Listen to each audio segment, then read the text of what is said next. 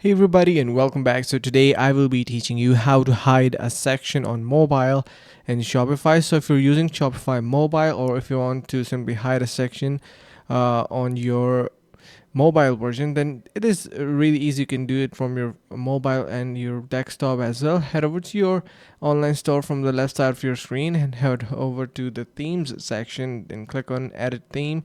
Now they have an option of switching to mobile view. So this is how it is going to be looking on phone. And if you, let's just say you want to hide something, what you can do is simply, let's just say you want to hide this featured product section. You can see now on the right side we have this featured product. Simply click onto this eye icon and it should be gone. So you should have a similar feature on your phone as well, and that's how easy it is. And yeah, so I hope this is going to be helping you guys out. Thank you so much for watching, guys. Make sure to subscribe and see you in the next video.